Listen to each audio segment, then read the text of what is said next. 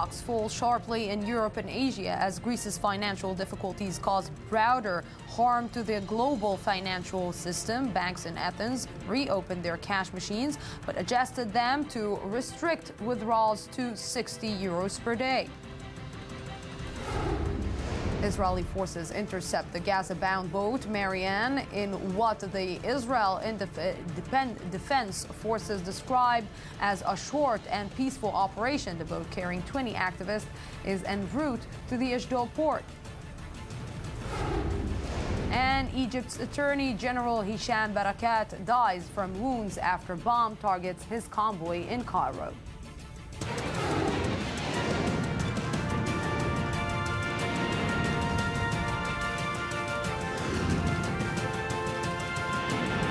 The News Today with Lucy Aharish.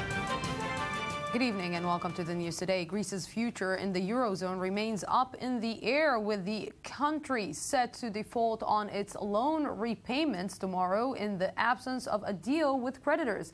Anxious Greeks woke up today to shuttered banks and newly imposed capital controls as Athens attempts to avert mass panic. Ayman Siksik has more.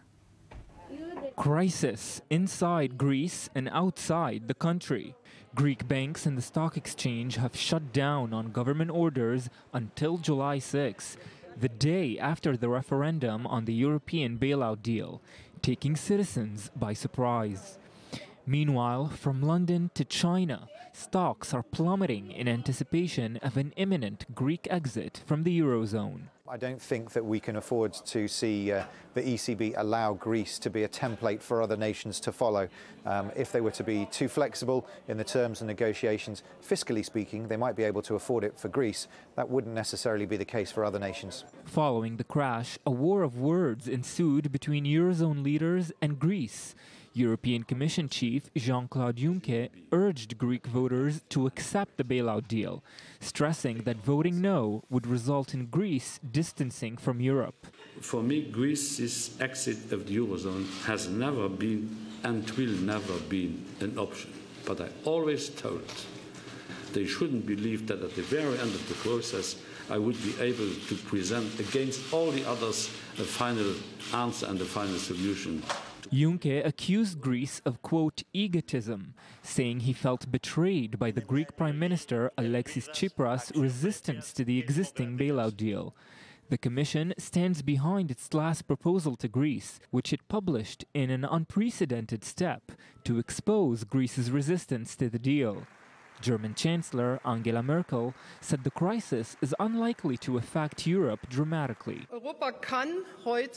Europe can cope much better with crisis situation like the one we see in Greece right now, because we have achieved a lot together, from European Financial Stability Facility, the ESM, the Banking Union, and a lot more. Tsipras said he was forced to announce the capital controls after receiving no extra emergency funding. The clock continues to count down for the country as its debt to the International Monetary Fund is due in just over 24 hours. And with me to understand a little bit more about what is happening right now in Greece and what is the future, value creation expert, Academic College of Tel Aviv, Alex Coman. Good evening. Thank you very much for Good evening. Me. So, I think that Europe didn't predict the fall of stocks that we saw today. It's a really sharp one. And it seems that both sides just climbed really high on the tree and they cannot go down from it. Because just yesterday we heard analysts who were saying that, you know what? You want to go out, go out. Go out. We have no problem with that because you are going to lose. But it's actually a lose-lose situation.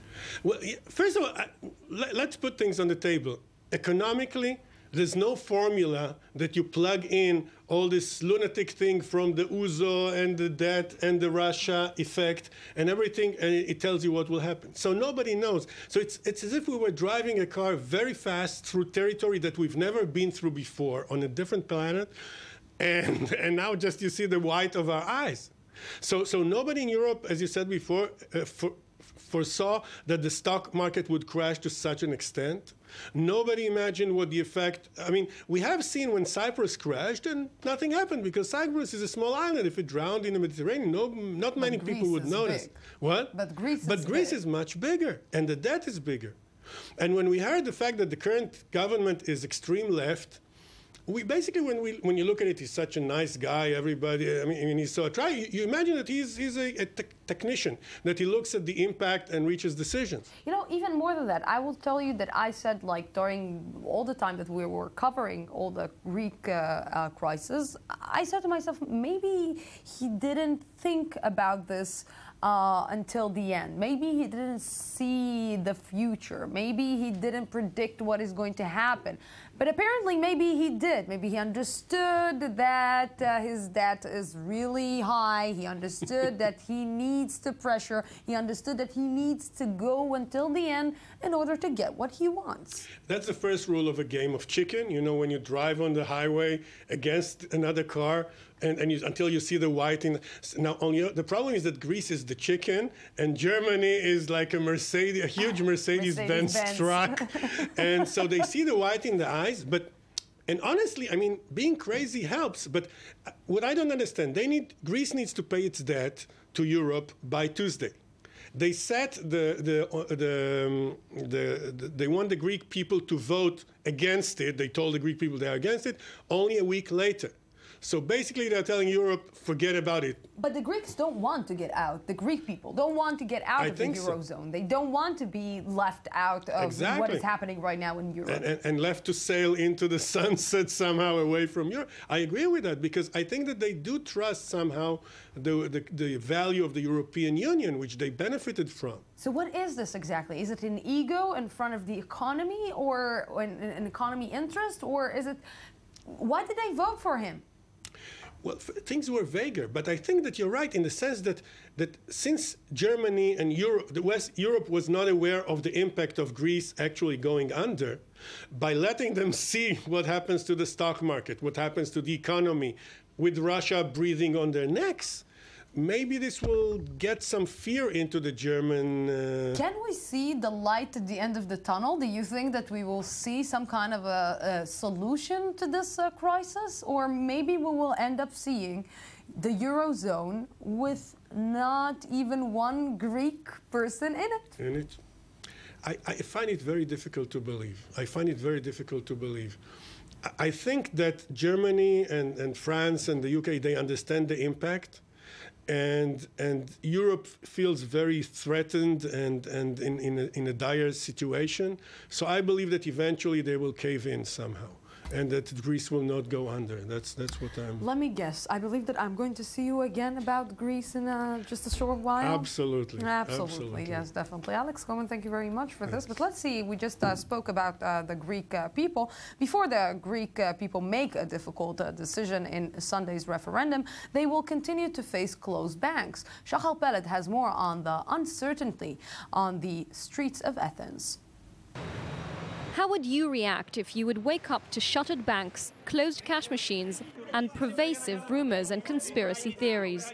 In the streets of Athens, the anxiety was palpable and anger was directed both at foreign creditors and the government, as Prime Minister Alexis Tsipras decided to put any potential bailout deal to a July 5th referendum. The Greek people are going to pay for Mr. Tsipras' ambition and his ego.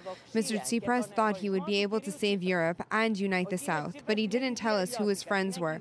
Retired residents queued to collect their pensions, which were exempted from the government-imposed capital controls. But some elderly Greeks who went to collect their money found ATMs empty. They said that today they will pay pensions, so I'm here and I'm waiting. They told us that on the 29th we will get paid. Why else would I be here? Others, however, remain optimistic. We need to stay calm. We can live with less until the situation is resolved. Why should we panic? There's no reason for that. At some point, all of this will end. That's what they want, for us to get nervous and make mistakes. We need to stay calm and everything will be okay. After bailout talks between Athens and international lenders broke down over the weekend, the European Central Bank froze vital funding to Greece's banks, leaving the country with little choice but to shut down the financial system to keep it from collapsing. The banks will remain closed until July 6, and citizens will be limited to withdrawing €60 per day from ATMs. In a country where 1/4 of the workforce is already unemployed, Prime Minister Tsipras argues that further austerity measures would deepen the economic crisis. But Greek media headlines called his decision to hold a referendum and a possible exit from the Eurozone a, quote, premeditated crime. Meanwhile, the average Greek citizen is stuck in line, helplessly hoping for the banks to reopen.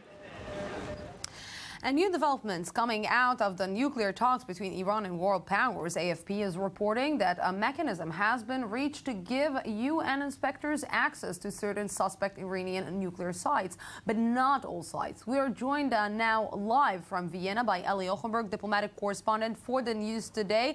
Eli, what are the latest updates that you can give us about the latest talks, the second day of the talks in Vienna? Yes, Lucy, well, sometimes the who is maybe more important than the what. And while speculations over what guidelines will Iranian Foreign Minister Mohammad Javad Zarif will return with in Vienna after his trip to Tehran are all over, we might need to pay some extra attention to who will accompany Zarif upon his arrival here in Vienna tomorrow, Tuesday. Iranian sources close to the Iranian delegation tells us that two high-ranked Iranian officials will join Zarif. The first one is Dr. Ali Akbar Slahi, the head of the Iranian Atomic Energy Organization, and that is a very good sign. It means that all the needed technical alterations of the agreement can be made on site very quickly with no need for further consultations. And the second one, maybe more importantly, is the little brother of the Iranian President Hassan Rouhani, Hussein Fayyadun, who is also an Iranian diplomat, and his expected arrival really signals the seriousness and the willingness of the Iranian regime to reach an agreement. Exactly on this point, Eli, what does it mean exactly? It means that, let's say, Ayatollah Khamenei gave his blessing for the upcoming deal?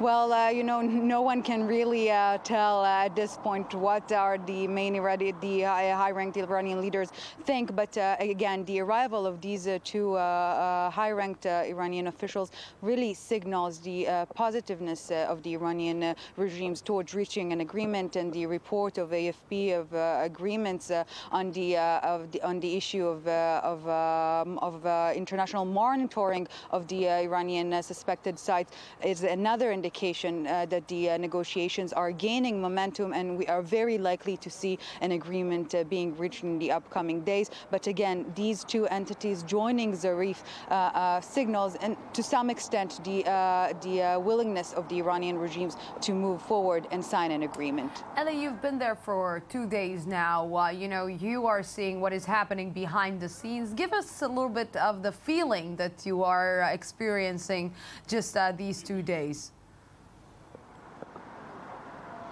Well, all the journalists here, hundreds of them, are very much looking forward to the bottom line, to the final reached agreement. As said yesterday, all of them think that the biggest surprise of the negotiations will be if an agreement will not be reached eventually. So, and at least on behalf of the journalists, there's a great optimism here. But again, today was much more quiet than Sunday. That was very, very hectic with ongoing non-stop negotiations. Tomorrow we're expected to see some more actions right here behind me at the Coburg Palace, and at the moment, the main focus is on what's going on in Tehran and not in Vienna. Tomorrow, the focus will shift back to here.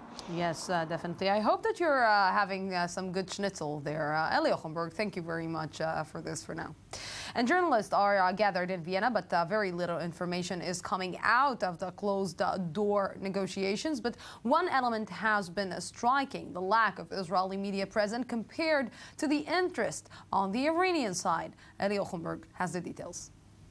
With all eyes focused on the final stretch of the Iranian nuclear negotiations, hundreds of journalists gathered here in Vienna from across the globe, extensively covering the talks that could reshape the international power balance. The ramifications of a potential agreement between world powers and Tehran will affect the diplomacy and politics, economics and culture of many countries, from Russia to France through China and the US. But first and foremost, will completely change the face of the Islamic Republic. It would be seen most importantly as a political victory for the Iranian government and for the Iranian people who chose hope over isolation. Many Iranians are closely following recent developments, surprisingly or not, mainly via social media. Twitter has become the main channel of communication in what can be seen as the first signs of the Iranian society opening to the West. The only reason there are people behind that room is that the Iranian people went to polls in 2012 and said no to 8 years of Ahmadinejad. They chose a path of dialogue with the world and also a path of basically a diplomatic fight, if you will, against the unjust economic sanctions that have unfortunately been put on our country. The potential success of the looming agreement, alongside the long-term implications, has the ability to also affect the political power struggle in Tehran. Signing an agreement could mean increasing support for Iranian President Hassan Rouhani at the expense of Supreme Leader Ayatollah Ali Khamenei.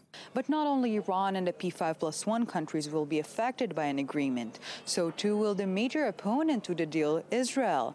In the last 2 years of negotiations, the issue has been vastly covered by Israeli media outlets. Yet this time, in the final go or no-go stage, the absence of Israeli journalists is highly conspicuous. Maybe it's symbol of Israel's lack of influence on the final outcome of the talks. A vessel attempting to breach the blockade on Gaza was stopped by Israel's Navy in international waters early this morning. Part of a 4-vessel flotilla, the Marianne of Gothenburg, was escorted peacefully to the port of Ashdod. And right now in the port of Ashdod with us live is Shai Ben-Ari. Good evening, Shai. So we understand that the vessel is didn't arrive yet to the port. Correct, Lucy. The vessel is not expected to arrive at least for a number of hours. The IDF is only saying that it will be arriving during the nighttime. At least the sun has not yet gone down here in the port of Ashdod completely, so we have a few hours ahead of us as far as that is concerned.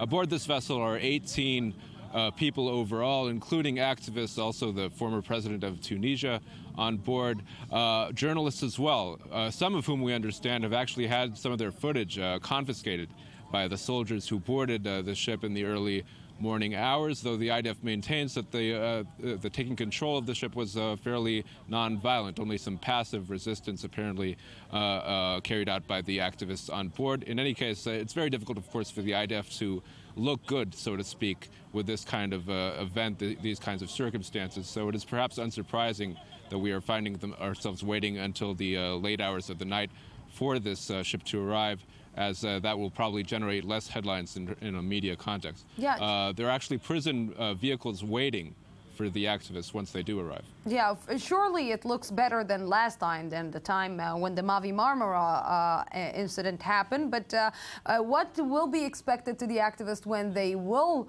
arrive to Ashdod? Apparently some policemen are waiting for them to take them under custody or under investigation, or what exactly? Yes, while we were passing through the port below here, we could see prison vehicles waiting for the activists once they're taken off the craft. They're expected to undergo some sort of interrogation, questioning once they're taken off, and later transferred to Ben Gurion Airport about an hour away, where they're expected to be sent to their countries of origin. It is not expected to take a lot of time, and I imagine they will be kept away from the cameras, again, to generate as few headlines as possible. So, Shai, if we're looking at this, and basically maybe Israel even didn't expect that there will be any weapon on the vessels this time, so why to do the big drama? Why not to let them basically go into the Gaza Strip like any other vehicles are going in through Kerem, through the Kerem crossing on the shore? I don't understand why to stop it and not letting it pass. Well, the position of the Israeli government concerning any sort of violation of the blockade, the naval blockade, which it enforces on Gaza, is that that any sort of material that is brought into Gaza must go through the Israeli authorities. In fact, that was what the letter that was handed out to the activists on board said. They have the option of just going through the Israeli terminals or ports and transferring any sort of humanitarian aid to Gaza through the Israeli authorities. It's a security matter when you question the Israeli authorities on this issue. Basically, the Israeli position is that nothing can enter Gaza without Israeli approval. That is the essence of the Israeli naval blockade, which is still a matter of official policy. Yes, Shai Ben-Ari, thank you very, very much for this. And let's see the VTR that Shai Ben-Ari, our military correspondent, prepared for us today. Another flotilla has failed to break the blockade on the Gaza Strip. IDF naval commandos boarded the Marianne of Gothenburg in the early hours of Monday morning. This after numerous messages to the boat were ignored, calling on the crew to voluntarily head to the Israeli port of Ashdod. When these went unanswered, the commandos proceeded to take control of the ship's bridge, tying the vessel to a larger one. The IDF said the operation was carried out peacefully, with no resistance put up by those on board. The Marianne was then towed in the direction of Ashdod. 3 smaller vessels making up the flotilla decided to turn back. The Marianne, the first boat, was intercepted by the Israelis a few hours ago, and our understanding now is that it is taken to Ashdod. We, the 3 accompanying boats, the Rachel, Vittorio, and the Giuliano II, are turned back as per the original plan and heading back to Greece. This picture of the IDF commandos was taken by Basel Ratas, an Arab member of the Israeli parliament aboard the Marianne. The flotilla's organizers published a series of pre-recorded videos by other activists aboard the ship, including Dror Filer, a former Israeli citizen. If you see this video, it means that the Israelis have broken international law again. It means that they took us as prisoners, acting like pirates. It means that again, they have prevented us to reach Gaza, to reach Palestine. It means that we are now sitting there and waiting you to act. Once on board, the IDF soldiers handed out copies of a tongue-in-cheek letter addressed to the activists and released by the Israeli government. Welcome to Israel. You seem to have gotten lost. Perhaps you meant to sail to a place not far from here, Syria, where Assad's army is slaughtering its people every day and is supported by the murderous Iranian regime. There is no siege on the Gaza Strip, and you are welcome to transfer any humanitarian supplies for the Gaza Strip through Israel. This flotilla is infected with hypocrisy, and I'm glad to say that this generates less public and propaganda impact now, because people around the world have begun to understand the lie it holds. The Marianne of Gothenburg was expected to arrive in Ashdod in the late afternoon or evening. Yes, let's talk about hypocrisy in a different time. According to media reports, Turkey is planning a military intervention into northern Syria, not against the Islamic State, but to prevent Kurds from forming their own state there, despite likely criticism from Washington and other NATO allies. The news comes after Turkish President Tayyip Erdogan vowed last week his government would not accept the formation of an independent Kurdish state along Turkey's border. Kurdish fighters have made significant gains against the Islamic State in northern Syria in recent weeks. And to understand what is making Tayyip Erdogan really worried right now is Professor Dror Ze'evi, Middle East expert at the Ben Gurion University. Good evening. Thank you very much for joining me. Good evening.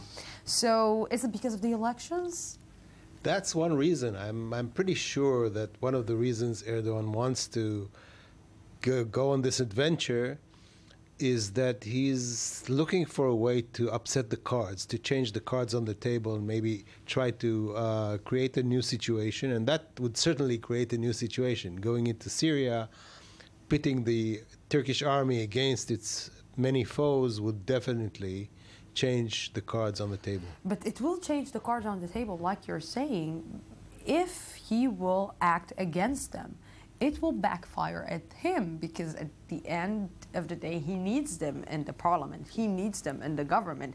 And this can, let's say, the Kurds, of course, this can break the, let's say, the balance of power that he's trying to right now maintain in Turkey. Yes, you're right. I mean, the whole situation is a very delicate balance. And I think in this balance, Erdogan has decided that the Kurds are not his allies. And he would rather go with the ultra-nationalists in Turkey, which creates a situation in which he could somehow create some kind of coalition with the nationalists by pushing away the Kurds. That's, of course, that's what the nationalists would like to see. So in that sense, it makes sense to go into But Syria. is it a smart move, especially when the Kurds are progressing and basically advancing against IS and making gains in the fight with IS? Is it a smart move, especially when you have so many refugees sitting on your border, fleeing from the IS? Is it a smart move to go out against IS, against the Kurds right now? Well, I don't know how it'll turn out. I think it's not a smart move for several reasons. I don't think Erdogan realizes how dangerous ISIS is. And I think he'd rather see ISIS on his border than the Kurds, which doesn't make sense to me, but maybe it does make sense to him. There are talks about some secret agreements or secret talks between Erdogan and ISIS. But even more than that, I think Erdogan doesn't realize that his army is not in shape to go into Syria and face the many dangers lurking there. What the Kurds actually are doing. Well, yes, they are, but the Kurds don't have that kind of big military machine that Erdogan has. And in this situation, putting a big military machine into Syria is much more dangerous than having the Kurds fight, moving lightly between buildings and shifting positions. If you send an armored vehicle or a tank into Syria, it's very easy to hit it with very cheap but very sophisticated anti-tank guns. So I think Erdogan doesn't realize it.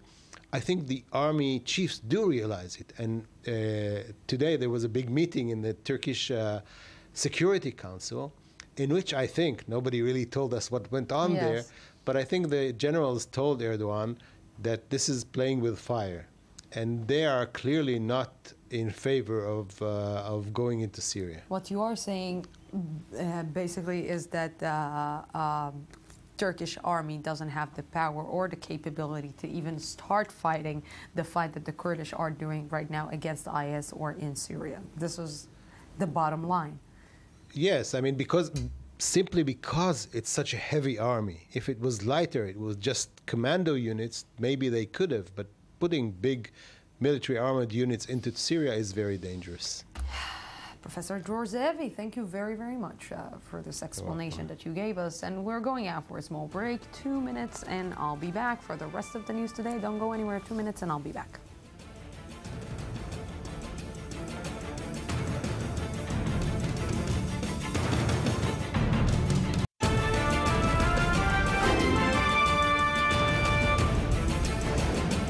Stocks fall sharply in Europe and Asia as Greece's financial difficulties cause broader harm to the global financial system. Banks in Athens reopened their cash machines but adjusted them to restrict withdrawals to 60 euros per day. Israeli forces intercepted the Gaza-bound boat Marianne in what the Israel Defense Forces describe as a short and peaceful operation. The boat carrying 20 activists en route to the Jaffa Port. And Egypt's Attorney General Hisham Barakat dies from wounds after bomb targets his convoy in Cairo.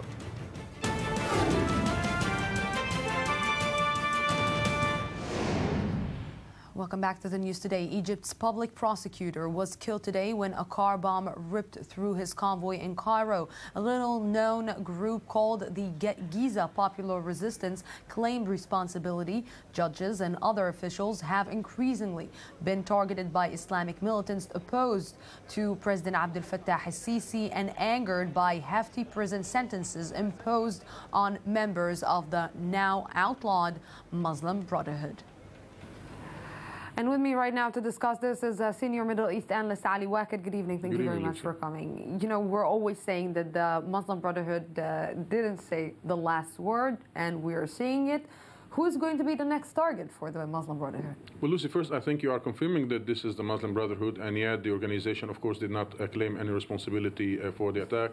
The organization, I think, will not reclaim any responsibility. The Muslim Brotherhood consider themselves as a political movement that had political aspirations, and that since the 80s or the 90s has nothing to do with violence. But a political movement that is getting a lot of hits lately from Abdel Fattah al-Sisi. Yeah, and because of this hit, some elements within the Muslim Brotherhood are calling in the social media networks and in the forums of the Muslim Brotherhood to recreate the Jama'ah Islamiyah, which was the military branch of the Muslim Brotherhood, and to try to retaliate on the steps that are taken by the regime against the Muslim Brotherhood. And the most important from these steps are the fact that thousands of members of the Muslim Brotherhood are referred to trial and are sentenced to death in hundreds in the same trial, in the same moment, in the same cage. And I will not exclude that elements of the Muslim Brotherhood are those who carried out the attack, but not as official act of the Muslim Brotherhood. And this opened a new serial of attacks, in my opinion, that will target senior members of the Egyptian regime. And it was very symbolic that the senior members of the Egyptian regime or senior members of the judicial system in Egypt. Because last year or a year and a half, we had the former interior minister who was targeted and gravely injured.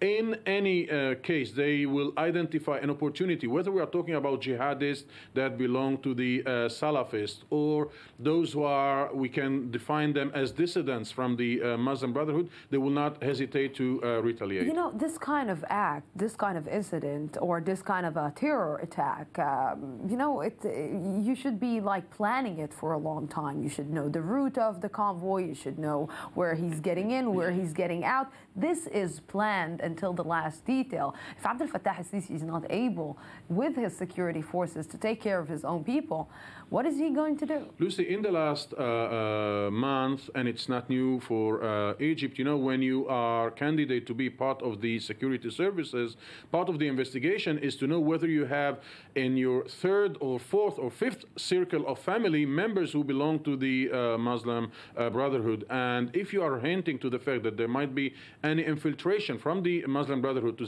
security services that are guarding and covering the senior members of the regime and of the government, it is a good question, and I think that the regime will be investigating and to try to see whether the Muslim Brotherhood or the group that carried out this attack had any information from inside or any collaboration from inside the security circles that were around the persecutor. Ali Waked, thank you very much for this. Thank you, Lucy. Yes, and the beach where 39 people were massacred in Tunisia reopened today, but the mourning both within the country and abroad continues. The number of British nationals killed is expected to rise to 30, the worst act of terrorism against the UK since July 7th, 2005. This comes as a new footage of the perpetrator has emerged. Uri Shapira has the latest. This relaxing image may be misleading. The interior ministers of the UK, Tunisia and Germany walking in this beautiful resort in Sousse, Tunisia, laying flowers at the site of Friday's deadly attack when a gunman opened fire and killed at least 39 people. Tunisian authorities have arrested suspects linked to the attack. Tunisian officials said Monday they will not give in to terrorism even during this harsh time. We will carry on with our activities and the development of our activities. A spokesman for British Prime Minister David Cameron said Monday that the death toll of British citizens killed in the attack may reach 30 people, the deadliest attack against Britons since the July 7, 2005 bombings in London. This is not the war between Islam and the West, which ISIL want people to believe. It is a generational struggle between a minority of extremists who want hatred to flourish and the rest of us who want freedom to prosper. And together we will prevail.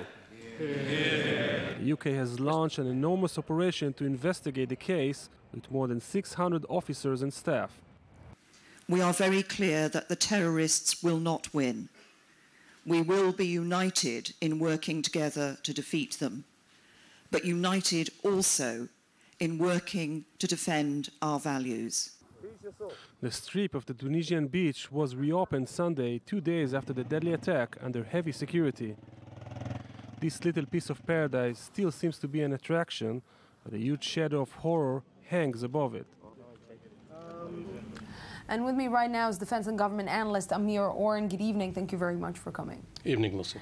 You know, I want to, okay, I'm going to say it. You cannot be too polite with IS. You cannot see everything that is happening. And I think that Britain has been dealing with IS for a long time. It was hit by IS for a long time now and targeted by the IS for a long time.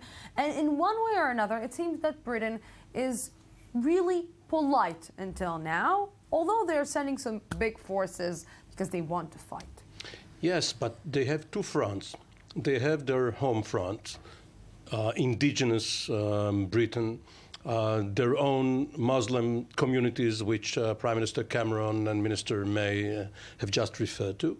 And they have their tourists and the businessmen and other people abroad who may be subject to some random attack, much as everyone else is nowadays. Now, the British always fall back on memories of World War II, of the Royal Air Force beating the Luftwaffe in the Battle of Britain. This is not like that at all. They can hardly win over such an organization who finds a lone gunman to storm a beach and kill 30 tourists. But it's not only that. It seems that Britain and France are a big, huge target for IS. IS is targeting Britain and France, and it seems that maybe IS understand this, but it seems that Britain and France are not understanding this, because we don't see these vicious attacks against, let's say, other tourists, let me put it. Yet. We may not, well, first of all, we don't really know whether the gunmen knew the nationality, and there were some Germans there and others. But in addition to that, it is true that France and to some extent Italy have been colonial powers in the Mediterranean. And you know, some 20 years ago, right after the peace with Jordan, the Israeli peace with Jordan, NATO has come out with what it called Mediterranean Dialogue. Yeah. And it was aimed at Tunisia, Morocco, Algeria, as well as Israel and Jordan. Now, the idea was to instill democratic values, Western values, in North Africa. Lo and behold, it succeeded. Now there was this Arab Spring.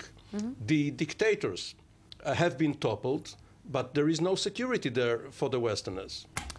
Definitely. Amir Oren, thank you very much for this. Thank you, Lucy. Burundians voted for a new parliament today, the first in a series of polls undermined by weeks of violence, protest, and an opposition boycott. Over 70 people have been killed in the country since April, when the president announced a decision to seek a third term in office. Annie Schatzberg has more. Burundians went to the polls today despite an opposition boycott, a move against President Pierre Nkurunziza's decision to run for a third term. The announcement in April sparked violent protests in the capital city of Bujumbura.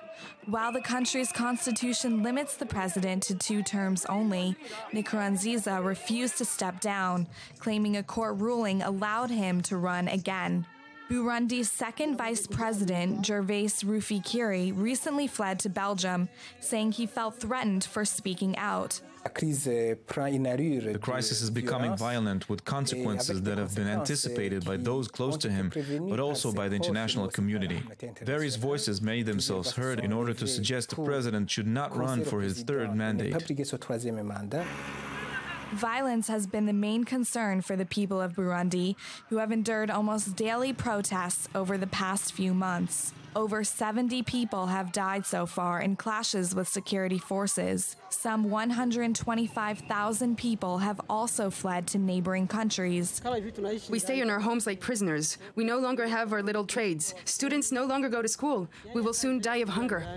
The European Union threatened to cut aid to Burundi after Nkurunziza ignored UN and international demands to delay the election until July 15th. The African Union has also refused to send voting observers, stating the election would be unfair. We're on air. Dr. Hani Zubaydah, we're on air. Israel's parliament is set to vote tonight on a controversial cabinet decision to overrule the antitrust authority and allow own company to develop Israel's offshore gas field without close supervision of prices. Critiques of the decision say it gives the company too much power and will not create any competition. And with me, like you saw, is Dr. Hani Zubeida. Good evening. Good evening, Lucy. Are you critique of this deal? Well, nobody is, because nobody really knows what the deal is all about, because nobody's presenting the papers How up front. come? Explain to me. How come? This is such a big deal. A lot of money is on the table. The future of Israel in economy perspective. 20, 30 years. 30 years from now definitely. Is on the table. How come nobody's talking about it? Not only the economic security of Israel, we're talking about the energy security of Israel for the next 30 to 40 years. Okay, so in a nutshell, there was the antitrust controller, David Gillow, Professor David Gillow. He was handling the entire issue. We had two committees, Shishinsky 1, we called them, and Shishinsky 2. However, after everything came to his hands, the lobby group started really pressuring everybody, including the foreign minister of the United States, which came to Israel a few times, John Kerry. We spoke about John Heinz Kerry, and had meetings with the prime minister. Now, the prime minister has decided in a very dramatic fashion, okay, no more negotiations, through the antitrust controller outside, and brought the energy people, the lobbyists and Noble Energy and Tshuva people into his office for discussions. When people ask, what are you talking about? He said, nah, don't worry. We're just discussing details. Everything's boring. Don't worry. It's not discussing the actual... Discussing what exactly? Discussing what? Nobody knows. What? Who is going to get richer from this deal? Tshuva and Noble Energy. This is the most profitable gas deal Noble Energy has around the globe. We have here a word in the news today that doesn't exist in English. Which is? Fargination. We are farginim. We are giving we call it kombina.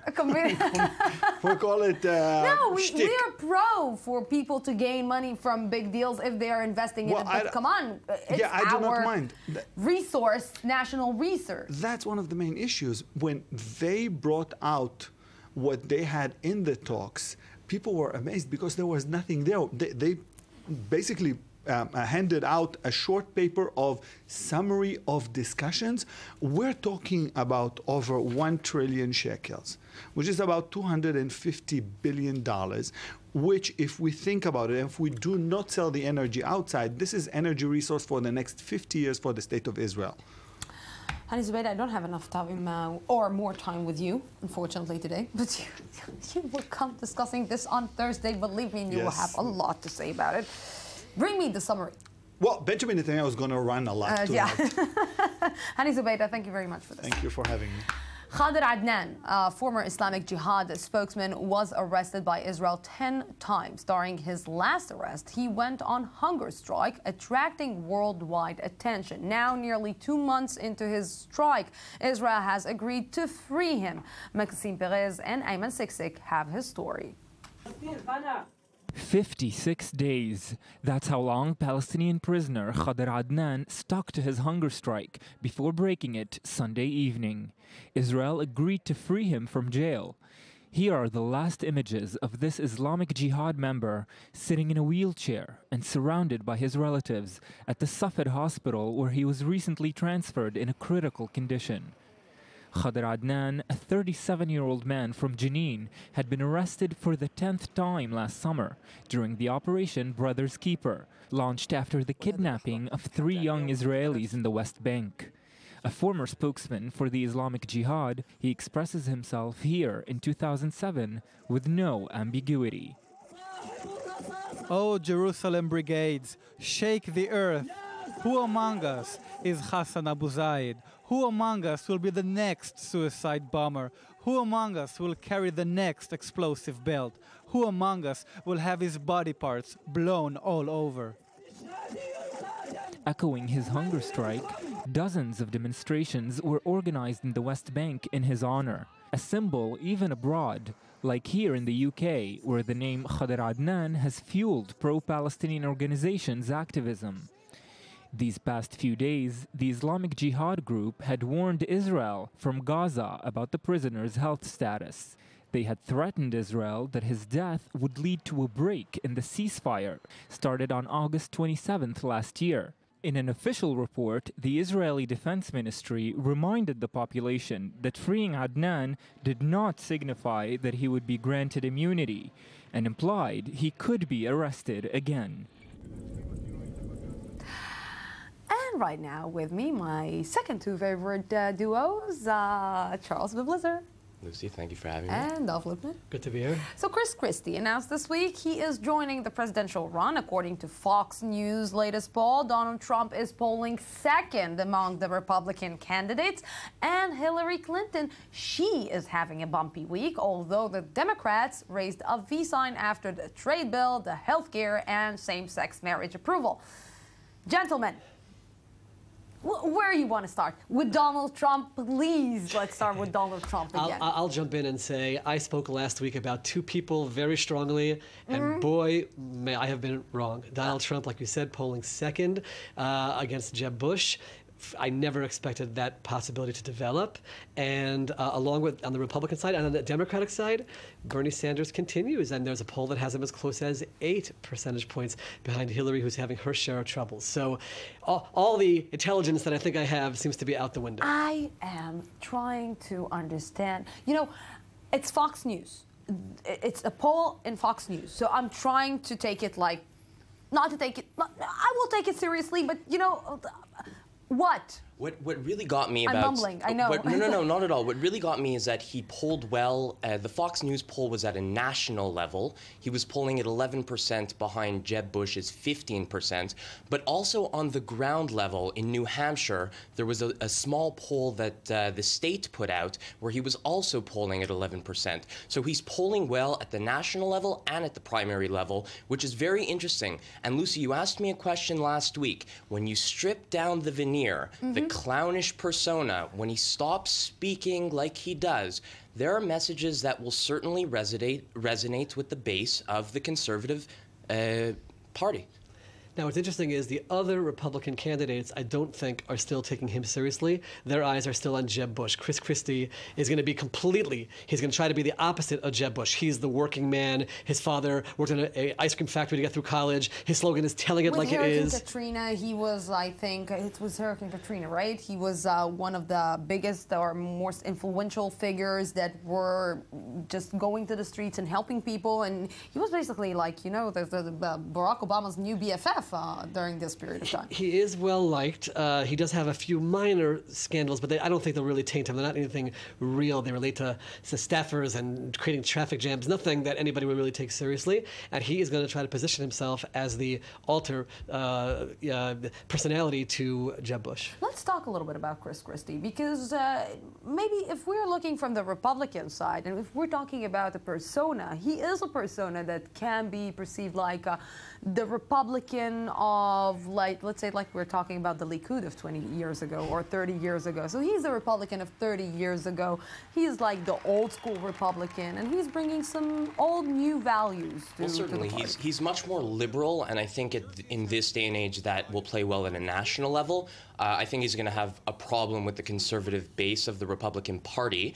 This being said, what people don't really remember about Christie before the scandal, which Dov mentioned, is that he was polling way ahead of the pack in 2013 and much of 2014, around 20%. He was ahead by about 15 points on anybody else. I think that, again, he's a likable character. I think he's going to be able to raise a lot of money. And I think that he's going to rebound in the polls. So let's talk about this point of the money, because Donald Trump doesn't need to raise any money. He can just go all over. He can spend all his leftovers lunch money and just put it on his campaign. And that's always the big question. These campaigns, we've seen it throughout the history of presidential campaigns, how a candidate comes out very strong, but the money just washes up. They don't have the money anymore. Bernie Sanders could be in that situation. He raised $8.3 million in his initial online blitz. Can he continue that, or was that just his initial excitement, and that will peter out, and that will open up the door certainly for Hillary to walk away with it? You mentioned Hillary, and let's talk a little bit about Hillary. Absolutely. that had, like, let's say politically or strategically, she had the most amazing week that she could imagine because somebody just gave her a huge push to the presidency chair. Well, yeah, I mean, Barack Obama had a legendary week for him. We had debates whether or not he cemented his legacy this week. I think if liberal values begin to play a big part of the campaign, I mean, the Republicans are going to try and shift the focus onto foreign policy. That'll probably be their strategy. But, you know, Hillary's an interesting case because when she was the senator of New York, she was against gay marriage, and she said there should not be gay marriage in New York. So there's a flip-flop there as well. So, I mean, these things are all political. They play out so peculiarly, and we're going to have to wait and see how, you know. Somebody's going to open this Pandora box for her? I think things will take time, and at a certain point, for example, Cindy Blumenthal, a good family friend, testified in a congressional hearing and basically revealed that she hid 15 emails from the State Department when she said she handed over everything. And again, I'm not a person who's into the nitpicking, but when you have that struggle of trust and the Bill Clinton legacy, anything which chips away at her honesty and people not trusting in her, it's going to hurt her. How much is this email scandals can hurt her? Or, you know, we have the email, we have Benghazi, but even the emails, let's say, issue is very sensitive. I think it's going to hurt her a lot because it occurred when she was Secretary of State, which is such a high, elevated position. But just to give you an idea of also, Hillary has a likability problem. For example, she was headlining a dinner in Virginia this past week, and they literally, Virginia is being a swing state, by the way, yeah. And they literally had to hand out tickets for free for people just to attend the dinner. She won't be alone there? Yeah, exactly. She has a problem generating excitement on a grassroots level, and I think like through primary season, as things progress, this could end up hurting her. Gentlemen, always a pleasure. Thank you very much. Let's see what next week will prepare for us in the American political arena. Thank you very much. Sure. Yes, and when we're just the Solar Impulse 2, a solar-powered plane attempting a round-the-world flight departed today on its last leg from Japan to Hawaii. The takeoff was much anticipated as a previous attempt last week was cut short at the last minute due to bad weather conditions. Overall, the trip was expected to span approximately 35,000 kilometers over 25 flight days. And with me right now is the host of the I-24 News Sports Magazine. Evening. Jonathan Reagan. Hello, Lucy. How are you? Not bad. How are you? All good. All is good. All good, but his name... Gonzalo Jara. That is the name. Yeah. That is the name you're looking for. People don't understand why I'm. Yes, like, in Hebrew, it has a very funny connotation. When you remember of it's poo. It's poo, and when you think that Gonzalo put his finger inside another player's behind, I don't know how I can be more diplomatic about this. That's what people. Oh my God! Yes. Oh my God! We're supposed to speak about the semifinals of the Copa America. Mm-hmm. There we see Peru training ahead of their match tonight against Chile. But in Chile, everybody is talking about Gonzalo Jara, Mr. Poo, as if you translate it to Hebrew, and his terrible, really, incident involving him in the quarterfinals. We should say that the South American Federation was very harsh about it, and they suspended Jara for 3 matches, which means he's out of the Copa America. He will also miss the first qualifier in the World Cup qualifier in South America. I'm sorry. I know that I sound right now like 16 years old, but you know. I wish I was 16 years old. You know, Jara, Poo. Yes.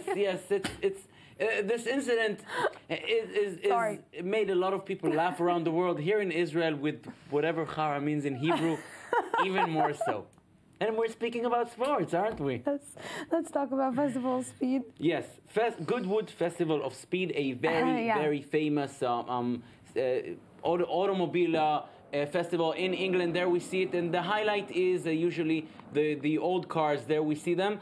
But this year in the Goodwood Festival, we had some very big names like Nico Rosberg here that we see him. He won last weekend. He won the Austrian Grand Prix, and he was not the only one in attendance. So also, Valentino Rossi came in just a few hours after winning the MotoGP in the Netherlands, flew into England to participate. 150,000 people. So it's a Lucy. festival. Nobody's like competing. No. It's a festival, and it's basically a display of automobiles. There we see them, including some big names, oldies, very, very nice. Beautiful cars, like driving fast. Nice. Yes, 150,000 people come in to watch every year. Nice. Yes. What's next? We finished with a penalty challenge, and the Liverpool players took it. This is what it is. Basically, there we see Philippe Coutinho. He spins around the ball 10 times, Lucy. What does he have to do after that? He has to kick the ball inside the net. You think this is easy? So take a look. He cannot even kick the ball. Not to mention inside the net. So good. 4 different players tried the challenge. Only one was able to kick it to the direction of the goal. The other two more just fell. They were able to kick the ball outside. One more fell. I want to do this with you. Yes. We're going to put the ball right over here and spin around. Let's do this. Yes. Tomorrow I'll bring my football and we should do the penalty challenge.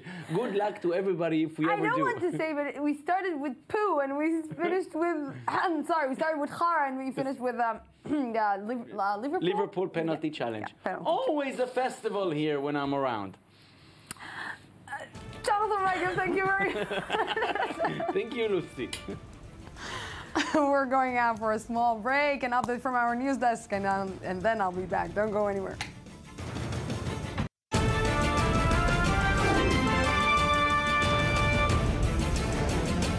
Welcome back to the news today. The Arab Spring signaled the beginning of a new era. A lot of people around the world were naive to think that because of the revolution that started on Facebook and Twitter, the Arab world is in general, and the Muslim world in particular, are going to join the liberal and Western world and adopt the lifestyle, openness, and its cultural habits.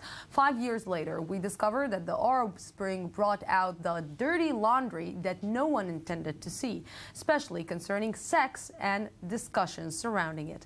With me right now to discuss this is our Middle East analyst Avi Melamed. Good evening. Good evening, Lucy. And also I-24 News correspondent Ayman Siksa. Good evening. Good evening, Lucy. You know, these are maybe one of the issues that nobody in the Arab world would like to talk about. Sexuality, let's say sexual abuse, sex in general. You cannot talk about it. And the Arab Spring just, let's say, brought out some things and some phenomena that maybe the Muslim world and the Arab world didn't want to talk about. And now it's right out, especially with IS and what we're seeing all around the Arab world and the Middle East.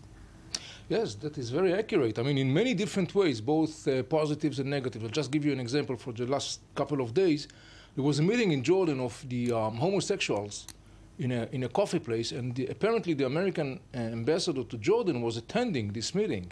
Wow. Which created a lot of, as you could imagine, a lot of pros and cons in the inner discussion in Jordan regarding the rights of homosexuals, the right of lesbians, and so forth and so forth.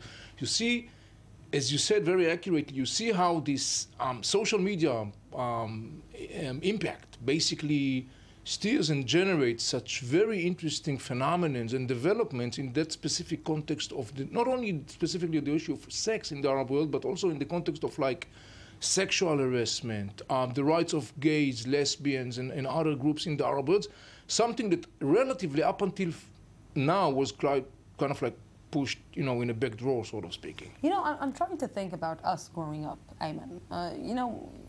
I'm trying to think about the conversation that I had with my mom. We never spoke about sex. We never spoke about sexuality. We never spoke about preparing ourselves to sex because this is a taboo. You prepare yourself to sex only after marriage. And now when we're talking with the youth in the Arab world, they're talking about it in an open way, but still in closed doors. Like homosexuality, like LGBT rights, and so forth and so forth. Well, in the Muslim world, it's common to think that sex is taboo and that it's always been taboo, but it's not really the case. I mean, if you go back to Prophet Muhammad, you'll see that in his hadiths, he actually discussed sex extensively. One of the things that are most interesting is he really stressed the importance of foreplay between a man and a woman. A lot of people are really surprised about that. Later on, medieval scholars of Christianity said, how can this man be a prophet? He's so sexed up. So what happened with time is that Islamic conservatism on the rise and Wahhabi influence from Saudi Arabia changed our attitude in the Muslim world entirely about sex. And you're right, what we see now, especially in pop culture, with women singers, Haifa Wahbi and Nancy Ajram, sex is a huge part of the image they huge sell. Element also in their videos. And it's beginning to be used as a product.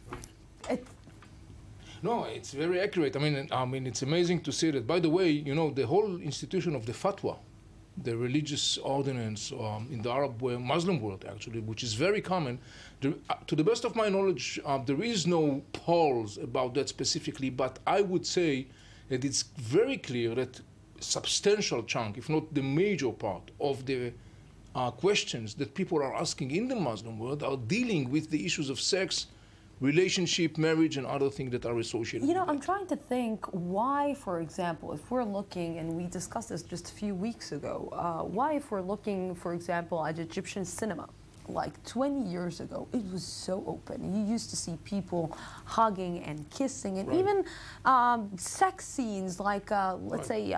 belly dancing. Yes, belly dancing. It was out in the open. How come the Muslim world just got backwards and not just progress? And I'm not saying that to show sex scenes it's progressing, but to open about it and to talk about it, you cannot do it anymore. Well, it has to be looked in the context of the inner conflict or battle or struggle in the Muslim and the Arab world regarding the issue of identity.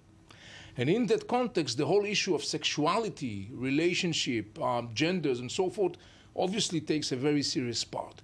So in that context, for example, when you look today and you see on the one hand phenomena that basically openly are talking about today rights of lesbians and gays, the issue of Alia al-Mahdi, the Egyptian woman that basically was kind of like, it was outbreaking because she was out there exposing her body in the social media, which was creating a lot of enormous aftershock in the Arab world. But on the other hand, you see stories like Jihad al-Nikah, for example, which for a long time was capturing the titles in the media, the head titles in the media in the Arab world. So you see how this struggle over identity, how this component of sexuality, relationship is captured such a significant role in that inner dialogue, which is in my mind fascinating. You know, when I'm looking at the specific situation and how ISIS and how Jihad al-Nikah, like you're saying, and having sex with young women and using young women for your own pleasure, how does it settle with religion?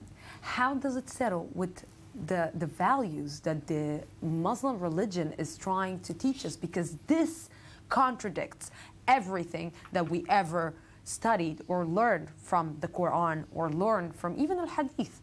It doesn't work. Like, how come ISIS is, that are going against the world in the name of Allah and in the name of Islam are committing the biggest crimes against women and against the body of a human being? Well, absolutely. There is a strong contradiction there. But that's because in societies where sex is taboo, the more taboo it is, the more you see sexual violence. The more you see sexual harassment, the more violence is on the rise in general, and particularly sexual violence. In Egypt, which we just mentioned, over 99% of women reported that they've experienced sexual harassment. That's almost 100% of women in recent years have been sexually harassed. And, you know, sex is a beautiful mirror, a beautiful lens through which to examine a society, because it doesn't just show you behavior and attitudes, it's also beliefs, a belief system and a system of values. The way that you incorporate sex into your life has to do with how you treat women, has to do with your political beliefs, and has to do with your economic beliefs even.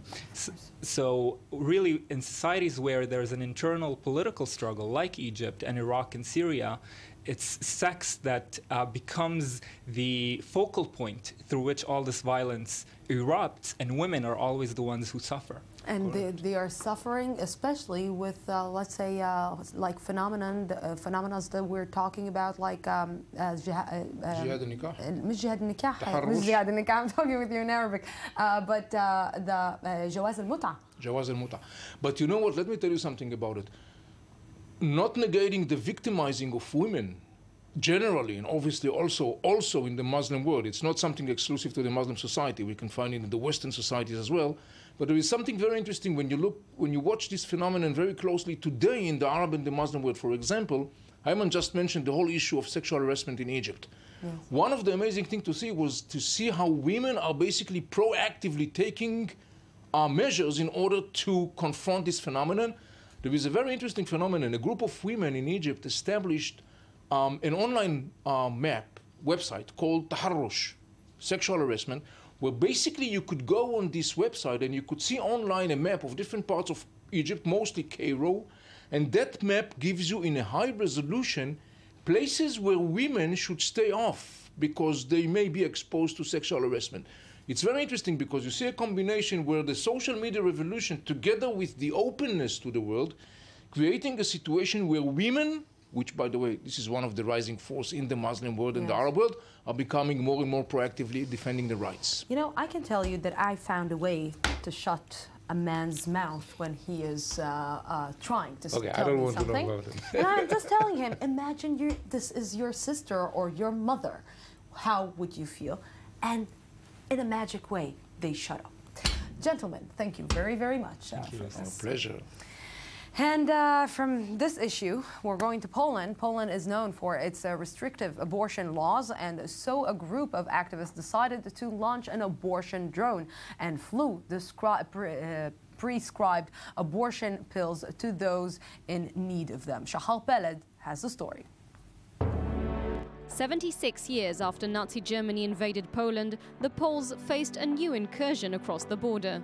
Using the latest technology, a group of pro-abortion activists sent a drone carrying abortion pills into Polish territory. Poland is one of the few countries within Europe, like Ireland and Malta, and Poland are the only 3 countries where abortion is still very restricted. After safely landing, 2 Polish women swallowed some of the pills. While Polish authorities remained silent on the operation, in Germany, where abortion is legal, police intervened, confiscated the controllers of the drone and pressed charges. Recently, they made a statement that actually it was legal to fly the drone over the border.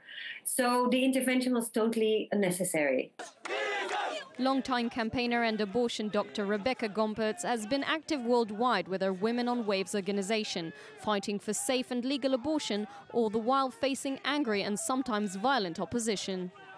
Reportedly, between 50,000 and 200,000 underground abortions take place per year in Poland, affecting mainly women in low socioeconomic environments. It's causing a huge social injustice because the women, the wives of the ministers and the prime minister, they can easily travel to Germany or another country when they would need an abortion. There has to be a fair debate, a real discussion about abortion in Poland. German police are now looking into a possible violation of the medicines law, but Gompertz claims that, as required by that law, the medicines were provided on prescription by a doctor and plans to continue with similar missions. And then when we have our controllers back, we can do another campaign. We can fly the drone to other places with abortion pills where they need it.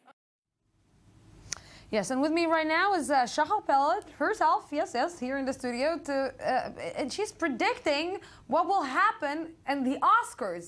Very true. No. This is just like... You might be wondering why late June, in the middle of the year, we're talking about the Oscars, which is usually Oscar season around September, October. But if we take a look at last year, then 3 out of the 8 eventual nominees for Best Picture and 2 out of the 4 actors that won that year were actually from films that were unveiled in the beginning of the year, in the first half of the year. So this is a great opportunity. We're half year in to see the strongest people and films that stand a chance in the upcoming Oscars. Upcoming 6 months from now, but still upcoming, and there's already some very, very given nominees. Okay, so we start with Inside Out, Pixar, which is an obvious winner. Not only, though, for the animation category, which is a slam dunk for it, but actually people are thinking that it might join it has a real shot, actually, in joining films like Beauty and the Beast and Up and Toy Story 3, which were animated films, but nominated for Best Picture. And this specific Pixar film is generating so much wonderful reviews, both from critics and viewers, that it really does stand a chance. If we're moving to live... It's like for adults and children together, but it's so sophisticated that it's really, it should win Best Picture of the Year without seeing the others. But if we are moving to live action films, then Sundance Film Festival is usually a good indicator. This film called Me and Earl and the Dying Girl, about a cancer patient and two friends trying to amuse her. It's a sort of an indie film, a small independent film, but it actually was the 6th ever in the Sundance Film Festival history to to win both the Grand Jury and the Audience Award.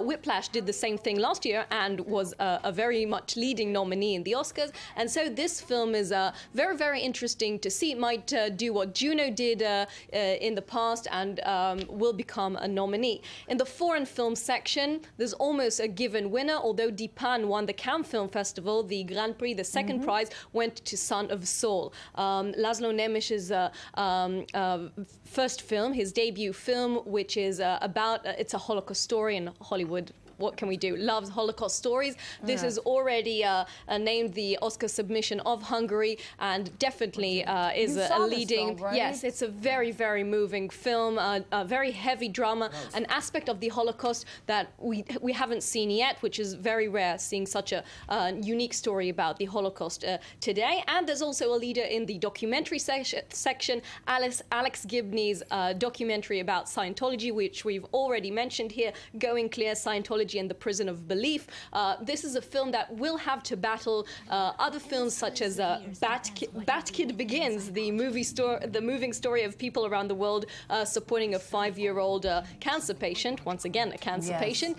But this film about Scientology is really an expose to the very, very controversial religion, and Alex Gibney, which is very well known, an award-winning documentarist, really did a magnificent job here, and this is bound to be at least a leading nominee candidate for the Best Documentary of the Year. You know, you just gave all the Oscars to everyone. Well, not everyone. We still have actors. And nothing for Israel. Helen Mirren and Kate Blanchett. No, this year, at least up till today, we still have to wait to the Ophir Awards, the local Oscars, to see who the Israeli nominee will be and if it stands a chance this year. And the Oscar goes to Shachal Peled. Thank you very much. Thank you, Lucy. Thank you. That's it for tonight. Thank you, Shachal Peled.